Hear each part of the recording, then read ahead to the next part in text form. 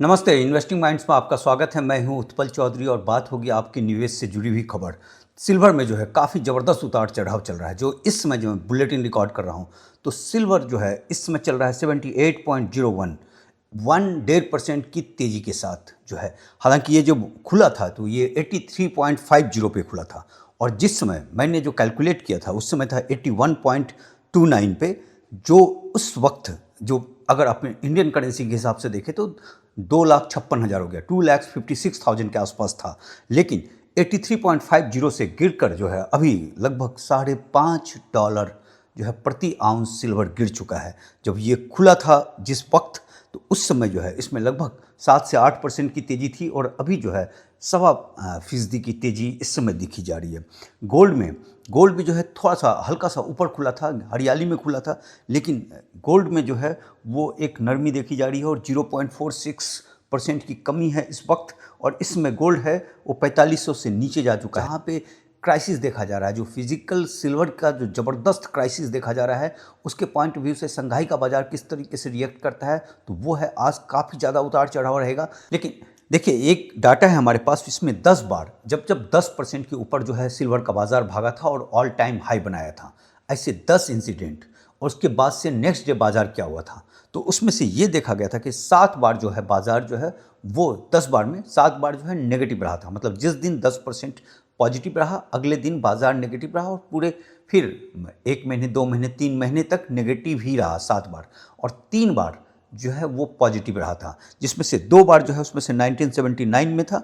और इसमें क्या हुआ था कि जब पॉजिटिव हुआ तो अच्छा खासा पॉजिटिव रहा और 2 महीने तक पॉजिटिव रहा, और तीसरा महीना जाकर वहाँ भी बिकवाली हो गई, क्योंकि उसने हाई बनाते बनाते एक हाई चलाया था। चूँकि इकॉनमी सीधा ऊपर नहीं जाता है, जैसा कि आप लोग सोचते हैं कि यहाँ से बढ़े और डेली बढ़ता हुआ मिल जाए, वैसा होता नहीं है। ये संयोग की बात है कि इस समय जिस फेज में आप गुजर रहे हैं, यहाँ आपको बढ़ता हुआ मिल रहा है, डेली बढ़ता हुआ मिल रहा है। जो तमाम ह्यू एंड क्राई मचा हुआ है, तमाम होर्डिंग है, तमाम जो है क्राइसिस है, डिमांड सप्लाई है, कई सारे फैक्टर्स हैं जिस पे हम लोग धीरे धीरे आगे बातचीत करेंगे उस चीज़ पे। तो इस वक्त जो है ये चीज़ देखा गया था। लेकिन जो 2020 में जो हुआ था उसमें क्या हुआ था कि 10% के ऊपर जो भागा था, और नेक्स्ट डे फिर 2.19% भागा, और उसके बाद एक महीने के बाद जो है वो 20% भागा था, और जो है 3 महीने के बाद जो है वो लगभग जो है 9% के आसपास भागा था। आज हम देखते हैं कि किस तरीके से रहता है, क्योंकि मार्केट तो खुला था जो है हरियाली में, बहुत तेज़ हरियाली में खुला था, 7 से 8% की तेज़ी के साथ खुला था, लेकिन इस समय 1.14% की तेज़ी के साथ बना हुआ है। अब ये सस्टेन करता है या नहीं करता है, इस पर काफ़ी कुछ नज़र रहेगा। एक खबर हम लोगों ने दिया था कि मार्जिन जो है बढ़ा दिया गया है, जो आज से लागू हो रहा है, और उसमें यह है कि जो सिल्वर का प्राइस जो तेज़ भाग रहा था और उस पर जो डेरिवेटिव्स में जो काम हो रहा था उसको रोकने के लिए किया जा रहा था। और ये चीज़ ऐसा देखा गया था कि इसके पहले जब जब इस तरह का कदम उठाया गया था तो सिल्वर के प्राइस में एक बड़ा ज़बरदस्त डिप देखा गया था। लेकिन इस बार की कहानी 1980 और 2011 से डिफरेंट थी, क्योंकि डिमांड सप्लाई वाला शॉर्टेज है इसमें फिजिकल सिल्वर का शॉर्टेज है पूरी तरीके से, जैसा कि हम लोगों ने चाइना के बारे में जिक्र किया था। तो वो चीज़ लागू होता है या नहीं होता है ये कहना मुश्किल। उसका ये असर था कि शुक्रवार को किस तरीके का डर था कि मार्केट बंद होने से सिर्फ 8 मिनट पहले एक बहुत बड़ा प्लेयर, उसने 3,500 करोड़ का जो है सिल्वर जूनियर माइनर ETF में जो है उसने कॉल ऑप्शन खरीदा था। क्योंकि उसने शॉर्ट कर रखा था सिल्वर में, उसको लग रहा था कि वहाँ फंस सकता है, तो वो कवर करने के लिए उधर खरीदारी किया था। अब जिसका इसने जो ऑप्शन जो इसमें जो कॉल ऑप्शन जो लिया था, उस कंपनी का पूरा मार्केट कैपिटलाइजेशन जो है वो 24,000 करोड़ का है, और उसमें उसने 3,500 करोड़ का जो है कॉल ऑप्शन लिया था। तो आप समझ सकते हैं कि किस तरीके से मार्केट में जो है अभी पूरी तरीके से कोई जो शॉर्ट कर रखे हैं वो फंसा हुआ है, जो लॉन्ग कर रहे हैं उसके बीच संघर्ष चल रहा है। चाइना का मार्केट है, मतलब पूरा मार्केट जो है वो फैला हुआ है बॉस, पूरी तरीके से फैला हुआ है। अभी आम आदमी का तो कुछ कहानी ही नहीं है। यहाँ तो कहानी चल रही है बड़े बड़े बुलियन बैंकर, जो 8 बुलियन बैंकर हैं, प्लस इस तरह के लोग जो 3,500 करोड़ का जो है ट्रेड कर रहे हैं। और आप देख लीजिए कि इसमें चाइना का वो क्राइसिस, अमेरिका की तरफ से जो जो सिल्वर को जो है खरीदा जा रहा है, तमाम फैक्टर हैं। इस समय सिल्वर जो है शॉर्टेज दिखाया जा रहा है पूरी तरीके से, जबकि हम लोग जानते हैं कि 4 लाख मैट्रिक टन सिल्वर जो है पड़ा हुआ है, 2.5 लाख मैट्रिक टन जो है लोगों के पास है जो जंक सिल्वर पड़ा हुआ है, और 1.5 लाख जो है वो ट्रेड पे है। 68,000 अभी हाल में जो खरीदा गया था जो 4-5 सालों के अंदर, 68,000 लोगों ने, जो बड़े बड़े वेल है उसके पास पड़ा हुआ है, जो 25,000 मैट्रिक टन के आसपास जो है ईटीएफ में पड़ा हुआ है, तमाम सारे जगह सिल्वर पड़े हुए हैं। लेकिन जो सिल्वर का क्राइसिस जिस तरीके से रिफ्लेक्ट हो रहा है, कुछ समझ में नहीं आ रहा है कि क्या हो रहा है। और इसलिए सावधान रहिएगा। जो बातें आप लोग जो कमेंट्स में करते हैं कि भैया कल का रेट क्या होगा बता दो, कल का कौन होगा, कल का जीवन क्या है ये किसी को मालूम है? आप जो है 5 घंटे के बाद आपका क्या होगा वो मालूम है? नहीं मालूम है। तो इस तरह की चीज़ें मत पूछा कीजिए कि जो है 5 घंटे, हम न्यूज़ पेश करते हैं, कोई प्रेडिक्शन थोड़ा करते हैं। पूरी तरीके से टूट चुका है। 2.39% की जो है गिरावट देखी जा रही है, $75 पे जा चुका है। आप देखिए एक ही दिन किस तरीके से खेल हो रहा है। कहाँ है इसमें? आम आदमी के साथ एक ही चीज़ होगा भैया, धैर्य रखो, चुपचाप रहो। जो हम बात कह रहे थे बार बार कि एक ही चीज़ होता है, एक नंबर कि लंबा होराइजन सोचिए, दूसरी बात कि शिप कीजिए, जो हम कहते रहे थे आपको, वो सबसे बड़ा फॉर्मूला होता है। चूंकि आपका होराइजन लंबा है इसलिए आप शिप करेंगे। तीसरा, पोर्टफोलियो का 20% रखिए, उससे ज़्यादा मत रखिए। बहुत उठापटक है, कुछ भी कहना मुश्किल है। अब जो हम अगला आंकड़ा दे रहे हैं आपको कि गोल्ड सिल्वर रेशियो जिस तरीके से गिरा था 1:57 पे पहुंच गया था और 27% की गिरावट हो गई थी।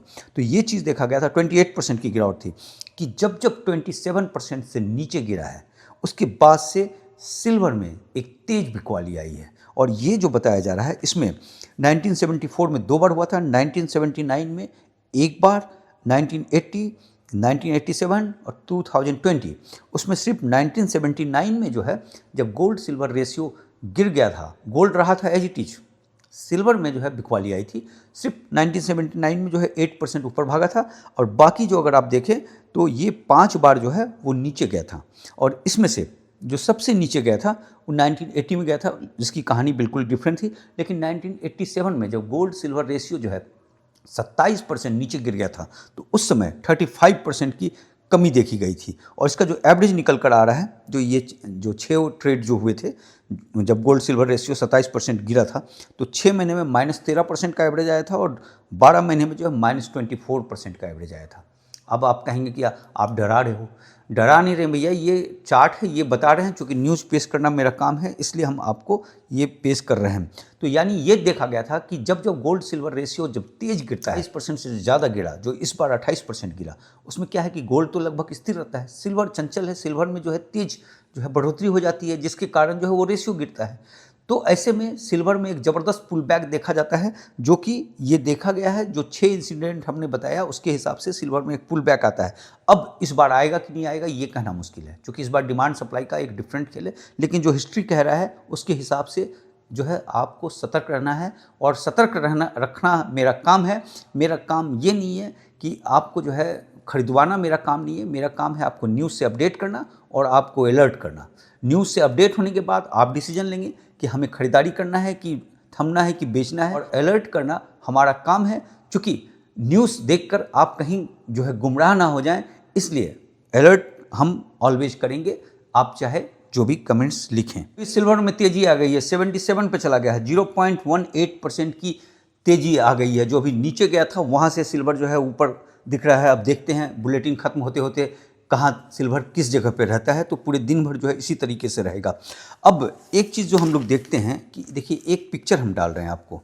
ये जो सिल्वर जो है 2019-20 में जो है $14 से $18 के आसपास था, और जब ये $31 के आसपास था तो उस समय एक कप एंड हैंडल पैटर्न बना था। कप एंड हैंडल 50 पे बना, चूँकि देखिए 1979-80 में जब सिल्वर ऊपर जा रहा था और 2011 में ये $50 जा रहा था, तो जो है उस पैटर्न के हिसाब से कप एंड हैंडल 31 पे बना था। और इस बार जो है फिर 2025 में जब $50 गया तो फिर यहाँ पे $50 वाले इस पर कप एंड हैंडल बना। जो 31 पे जो कप एंड हैंडल बना था उसके हिसाब से 27 जो है डॉलर प्रति आउंस सिल्वर ऊपर दिख रहा था, मतलब $58 जाता हुआ दिख रहा था उस वक्त 2020 में। लेकिन तभी क्या हुआ, देखिए टेक्निकल चार्ट को जो नहीं मानते हैं, चाहे वो पॉजिटिव हो चाहे नेगेटिव हो, जो हमने आपको 2 बातें बताई, एक तो 10% के बाद मार्केट का किस तरीके से बिहेव रहता है, और GSR का शार्प गिरने के बाद से क्या चीज़ रहता है, और साथ में हमने कप एंड हैंडल $96 वाला भी बताया हुआ है, जो कि कब मतलब उसमें टाइम लगेगा जब भी आए वो, तो उसके लिए कोई समय सीमा उससे नहीं पता चलता है। ये पता चल सकता है कि यहाँ तक जा सकता है। तो उस तरीके से जो उस समय देखा गया था 58, लेकिन 2020 में लोगों ने इसको इग्नोर कर दिया, क्योंकि 2011 में जिस तरीके से लोग अपना पैसा लूज किए थे, तो उस चीज़ को मानने के लिए तैयार नहीं हुए। और फिर क्या हुआ कि सिल्वर ने धीरे धीरे रंग दिखाना शुरू किया। 25 से 40 पे गया। जब 40 पे गया तो मीडिया बज होने लगता है। बट नेचुरल सी बात है कि मीडिया आकर फिर उसको बताने लगता है। और मीडिया के लिए कोई आप दोष मत दीजिए, मीडिया न्यूज़ को पेश करता है, और न्यूज़ जहाँ अट्रैक्टिव होगा, जहाँ अच्छा रहेगा, उसको पेश करेगा। ये बट नेचुरल सी बात है। और वो उस न्यूज़ का फ्लो जब तक रहेगा, न्यूज़ आपको वो दिखाता रहेगा। तो उसको आपको कैसे डिकोड करना है, वो चीज़ देखना होगा। आप इसमें ये नहीं कह सकते कि फलना जर्नलिस्ट ने ये दिखा दिया, फलना यूट्यूबर ने ये दिखा दिया। ये उसका काम है, ये उसका काम होता है। तो इसलिए उस चीज़ को आपको डिकोड करना होता है, क्योंकि वो आपको न्यूज़ दे रहा होता है। और आप एक ही न्यूज़ को एक आदमी पॉजिटिव वे में लेता है, एक आदमी नेगेटिव वे में लेता है। तो वो आप पे डिपेंड करता है कि आप उसको किस वे में ले रहे हो। तो जब उसमें देने लगा तो 40 के बाद से फिर जो है धड़कन शुरू हो गया मीडिया में, और 50 के बाद से बिल्कुल तेज़ बढ़ गया। और उसके बाद से ये चीज़ें हैं। अब इसमें ये बताया जा रहा है कि जो जितने नैरेटिव्स इस समय दिए जा रहे हैं कि जो है ग्रीन एनर्जी है, जो है सोलर पैनल है, ईवी है, करेंसी वाला है, तमाम चीज़, ये सारे फैक्टर पहले भी थे। ये सारे फैक्टर 2022 में भी था, 23 में। 2022 के बाद से थोड़ी सी कहानी बदली, रसिया यूक्रेन वार के बाद से। 2023 में भी था, 2024 में भी था। ऐसा तो नहीं था कि 2023-24 में नहीं था, लेकिन कहानी बदली आकर 2025 में, जब यहाँ ज़बरदस्त किसी ने बाइंग किया। जब उसको समझ में आया कि सिल्वर में जा सकते हैं, और बाइंग करने के बाद जब आप तेज भागा, तो फिर नॉइज़ हुआ। नॉइज़ कौन सा होता है? नॉइज़ होता है रिटेलर, जो छोटे निवेशक होते हैं, उनके तरफ से जो फोमो वाली जो बात होती है, वो चीज़ें आने लगी। रिटेलर बंधु 40 पे, 48 पे, 42 पे एंटर नहीं करते हैं। वो लोग 60 पे, 64 पे, 70 पे जाकर एंटर करते हैं, जो है ज़्यादातर लोग। तो वहाँ पे इनके खोने का डर रहता है, क्योंकि वो फोमो लाइन के ऊपर जाने लगते हैं। लेकिन क्या होता है कि मार्केट इसी तरीके से ऊपर नहीं जाता है, और मार्केट होता है करेक्शन। जो हम बार बार आपको जो बात कहते रहे थे कि फोमो का शिकार मत होइएगा, क्योंकि अभी मार्केट फोमो लाइन से ऊपर चल रहा है। ये जो लाइन है, ये फोमो लाइन के ऊपर का है, लेकिन इसमें आपको अभी नहीं दिखेगा फोमो लाइन। यहाँ दिखेगा कि पिछला बैकग्राउंड दिखेगा कि 100% भाग चुका है, 150% भाग चुका है, वो देखा जाता है। तो ये जो फोमो लाइन होता है, इसमें पता नहीं कौन क्या सोच रहा है, किस तरीके से इस पर आपको कवर कर लेता है। इसलिए जब भी करना चाहिए, लंबे समय होराइजन का रखिए, धीरे धीरे खरीदिए। उस बात को हम बार बार बोलेंगे, धीरे धीरे खरीदिए, लंबा होराइजन रखिए, सिप कीजिए। चूँकि आप इस बच पे जाइए ही मत अभी, ये 150% प्रॉफिट और ये मत देखिए। आप सीधा जो है 5 साल आगे का देखिए, और बहुत ज़बरदस्त प्रॉफिट होगा, ये मैं आपको प्रॉमिस कर सकता हूँ। 1 महीने के बाद क्या होगा ये नहीं मालूम, 2 महीने के बाद क्या होगा ये नहीं मालूम, लेकिन 5 साल के बाद क्या होगा ये बोला जा सकता है कि 5 साल के बाद बहुत ही शानदार रहेगा। अगर आप अभी बहती गंगा में हाथ धोना चाहते हैं तो वो आपकी मर्जी, मैं तो इस बारे में कुछ भी आपको नहीं कहूँगा। और एक चीज़ ध्यान रखिएगा कि जो भी बुल रन होता है वो सीधा स्ट्रेट नहीं जाता है, वो उसमें जो है गिरावट आती ही आती है। ये मार्केट का रूल है कि प्राइस सीधा स्ट्रेट लाइन पे नहीं जाता। क्या होता है, जब ओवर क्राउडेड ट्रेड होने लगते हैं, बहुत ज़्यादा होने लगता है, तो फिर जो है वो अनविंड होता है। उसमें क्या होता है कि फिर उधारी लेकर बहुत लोग जो है उसमें कूद पड़ते हैं, जिसके कारण जो है मार्जिन जो बढ़ाया गया है वो उसी का जो है परिणाम है। और उसके बाद से जो है हल्का सा भी शॉक आता है तो एक बिग फॉल हो जाता है जो है। अब ये होगा कि नहीं होगा हम नहीं कह सकते, क्या डिमांड सप्लाई है, क्या चाइना का खेल है, क्या अमेरिका का खेल है, कुछ भी नहीं कह सकते। लेकिन सावधान रहिएगा। और ये मार्केट फोमो का मार्केट है कि जब कोई मार्केट बहुत तेज़ भागने लगता है जो है, चाहे वो सिल्वर का हो चाहे शेयर बाज़ार का होता है, तो वो एक स्ट्रॉन्ग फंडामेंटल जो है आपको दिखने लगता है वहाँ कि यहाँ फंडामेंटल बहुत स्ट्रॉन्ग है। और एक भ्रम हो जाता है कि ये फेल नहीं होगा, ये फेल हो ही नहीं सकता, ये आपके पास ये भ्रम होने लगता है। और उसके वजह कर ये हिस्ट्री बताता है कि जो बेस्ट फंडामेंटल वाले जो एसेट्स थे उसमें भी ज़बरदस्त जो है करेक्शन हुआ है, मतलब ब्रूटल करेक्शन जो है, जो कत्लेआम जो बोलते हैं, लहूलुहान, वो हुआ है, ये हिस्ट्री बताता है। अब हिस्ट्री यहाँ अगर टूट रहा है तो वो अलग मुझे नहीं मालूम, लेकिन जो इतिहास है उसके हिसाब से हम आपको बताते हैं, क्योंकि ये देखा जाता है कि पोजीशनिंग क्या है, सेंटिमेंट्स क्या है, किस तरीके से उतार चढ़ाव है, रिस्क क्या है, रिवार्ड क्या है, ये तमाम फैक्टर देखने पड़ते हैं कि जिस जगह पे आप अगर फ्रेश एंट्री कर रहे हैं तो वो, अगर पहले से आप खरीद रहे हैं तो वो तो आपका सिप चल रहा है एक तरीके से, तो उसको तो कंटिन्यू रखना चाहिए, उसको कभी नहीं रोकना चाहिए। चाहे सिल्वर $100 हो जाए तब भी आपको खरीदारी करनी चाहिए अगर आप सिप कर रहे हैं तो। अगर आप $40 $50 से खरीदारी कर रहे हैं तो वो सिप आपको जारी रखना चाहिए, उसको कभी नहीं रुकना चाहिए। और एक चीज़ ध्यान रखिएगा कि जो करेक्शन होता है वो आपको अपॉर्चुनिटी देता है, और जो सिप करते रहते हैं उसको हर चीज़ मिलता है, ऊपर भी मिलता है, नीचे भी मिलता है, सब कुछ मिलता है, क्योंकि उसको रेगुलर रहना है। और यूफोरिया जो है, जो अभी चल रहा है, वो एक डेंजर जोन होता है। अब आप कहेंगे कि हम डरा रहे हैं, आपको डरा नहीं रहे हैं, हम आपको आगाह कर रहे हैं। और जो फाइनल ट्रूथ है, जब बॉटम होता है किसी चीज़ का तो हंसी उड़ाया जाता है, भागेगा नहीं यार, जो सिल्वर के साथ हो रहा था, जो हमने आपको बताया कि जो एक जो कप एंड हैंडल बना था 31 वाला, उस पर जब उसके बाद से उसमें से जब ब्रेकआउट देखा गया तो उसको इग्नोर कर दिया गया। उस समय ब्रेकआउट हुआ था जो है, उसको इग्नोर कर दिया गया, और स्मार्ट इन्वेस्टर जो है वहाँ एंटर किए, जो 32 34 वाले सब जो एंटर किए हैं वो उसी समय एंटर किए थे। उसके बाद से मिड ट्रेंड आता है, फिर सीखना शुरू करते हैं, चीज़ों को सीखने लगते हैं, और जब टॉप आता है तब आप बोलते हैं कि यहाँ से गिरेगा नहीं है, और वहाँ आम रिटेलर एंटर करने लगता है। जो है हमारे साथ तो बहुत बंधु हैं जो बहुत शुरुआत से एंटर कर रहे हैं, लेकिन हम आम लोगों के बारे में बोल रहे हैं जो फोमो का शिकार होते हैं।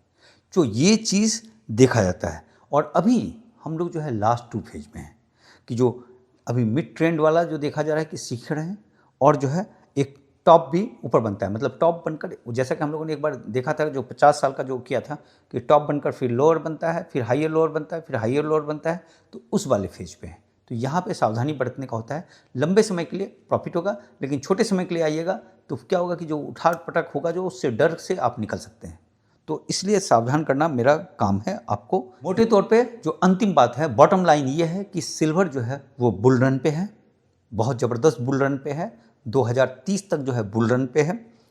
सिर्फ सीधा नहीं जाएगा, नीचे भी जाएगा, उतार चढ़ाव जमकर होगा, जो आपके जो है नींद को उड़ा देगा, ऐसा भी हो सकता है। और मार्केट में जो लेट बिलीवर हैं, जो लेट एंटर करते हैं, उसको मार्केट सिखाता है, ये बात है। तो इसलिए स्मार्टली कीजिएगा जो भी कीजिएगा। बाकी हम लोग अपने शेयर बाज़ार के बारे में बात कर लेते हैं कि शेयर बाज़ार जो है हमारा जो 26,042 पे बंद हुआ था, और सेंसेक्स जो है 85,041 पे बंद हुआ था। अब इस समय वही है, सपोर्ट जो है वो 26,000 एक सपोर्ट है, फिर 25,950 जो है वो दूसरा सपोर्ट है, और रेजिस्टेंस जो है वो 26,200 जो है एक बड़ा रेजिस्टेंस इस समय देखा जा रहा है। देखिए, जैसे कि गोल्ड में हमने बताया, उसी तरीके से सिल्वर के बारे में बताया। शेयर बाज़ार में आपको मतलब 1 मिनट के अंदर कैसे आप शेयर को एनालाइज करें कि हमें इस शेयर में जाना है या नहीं जाना है। जो स्क्रीनर की बात हम किए हुए हैं, आपको जो है ट्रैफिक लाइट इंडिकेटर के हिसाब से आपको भाव देखना है, वो तो मस्ट है। कोई भी शेयर को आप पकड़ भी लेंगे तो भाव आपको देख कर खरीदना है। तो जो शेयर को जो एनालाइज करते हैं उसका 5 पॉइंट्स हैं, वो ग्राफिक्स में आपको चिपका दे रहा हूँ। कि एक तो आप देखेंगे कि उस कंपनी का जो बिक्री है, जो रेवेन्यू है, वो 10% से ऊपर बढ़ रहा है कि नहीं बढ़ रहा है। अगर कई सालों का अगर देख रहे हैं कि 10% बढ़ रहा है जो है पिछले 3 4 5 साल से, तो फिर वो शेयर को चुनिए। नहीं बढ़ रहा है, छोड़ दीजिए, ठीक है। दूसरा, अब उसका पी देखिएगा कि 25 से नीचे है या नहीं। अगर है तो बढ़िया, नहीं है तो छोड़ दीजिए। पहले रेवेन्यू देख लिया आपने 10%, फिर पी देखा। लेकिन इस यहाँ पे कुछ एक एक्सेप्शन होता है, कुछ एक बढ़िया कंपनी, नामी ग्रामी कंपनी जिसको आप जानते हैं, उसका पी 25 से ऊपर रहता है, ऑलवेज रहता है, 50 के ऊपर भी रहता है, तो उसको आप कंसीडर कर सकते हैं जो है। लेकिन वो आपके जो भी आप शेयर के बारे में सोचते हैं उससे 20% 25% से ज़्यादा ना हो, वैसे शेयर्स, ठीक है। ज़्यादातर उसमें लार्ज कैप के जो बेहतरीन नामी ग्रामी शेयर्स है वो मिलते हैं। तीसरा होता है PEG रेशियो, ये 2 से कम होना चाहिए। PEG रेशियो क्या हो गया? P divided by earning growth, और अगर ये 2 से नीचे है तो फिर आप अगले स्टेप पे जाइए। तीसरा है कंपनी का रिटर्न ऑन इक्विटी, ये 5 साल में जो है औसतन 5% से ज़्यादा होना चाहिए। पिछले 5 साल का देख लीजिएगा कि एवरेज जो है उसका उतना निकल रहा है कि नहीं निकल रहा है। अगर है तो फिर उसमें रहिए, नहीं तो छोड़ दीजिए। और जो है मतलब इसका मतलब कि कमज़ोर मुनाफा कर रहा है अगर उसके नीचे है तो। और पाँचवा है क्विक रेशियो, ये 1.5 से ऊपर हो, मतलब कंपनी के पास शॉर्ट टर्म बिल चुकाने के लिए पैसा है या नहीं है। तो इस तरीके से जो हमने बोला 1 मिनट के अंदर आपको उस शेयर्स के बारे में पता चल जाएगा कि क्या है। अब उस शेयर्स को फिर जाकर ट्रैफिक लाइट इंडिकेटर में देखिएगा, भाव देखिएगा, उस हिसाब से उसको खरीदारी कीजिएगा। ये चीज़ है। दूसरा जो सिप के बारे में हम जो बार बार जो आपको कह रहे थे, तो उसमें सिप में ये चीज़ देखा गया था कि अगर 24,000 रुपीज़ जो है वो सिप करता है कोई आदमी जो है पर मंथ जो है, और उसमें से जो है वो 6 जो है फंड लेता है। एक तो फ्लैक्सी कैप लेगा, एक मल्टी कैप ले, एक रिटायरमेंट प्लस वाला ले, एक लार्ज मिड कैप ले, एक मिड कैप ले और एक स्मॉल कैप ले, और 1,000-2,000 रुपये का गोल्ड भी ले लें जो है अलग से, या इसी में से 24,000 में से कटौती करके थोड़ा करके 200-200 रुपया बचाकर इनमें से एक गोल्ड जो है ETF आपने ले लिया, ठीक। और तो ये जो सिप करेंगे आप जो है अगले 22 साल तक, तो ये बढ़कर 3 करोड़ हो जाएगा। लेकिन इन्फ्लेशन है, तमाम चीज़ है, तो आप बोलेंगे 3 करोड़ क्या होगा। लेकिन आप हर साल अगर इसमें 10% की बढ़ोतरी कर देते हैं, जैसे 24,000 दिया इस साल, अगले बार जो है 26,400 दिया आपने, फिर उसके बाद फिर 10% बढ़ोतरी कर दिया। इस तरीके से अगर हर साल 10% की बढ़ोतरी कर देंगे तो ये 22 साल में ये अमाउंट हो जाएगा लगभग 6 करोड़ के आसपास। तो ये सिप का जादू है। तो बस आज इतनी ही खबर है, कल मिलते हैं फिर। और प्लीज़ चैनल को लाइक सब्सक्राइब करें।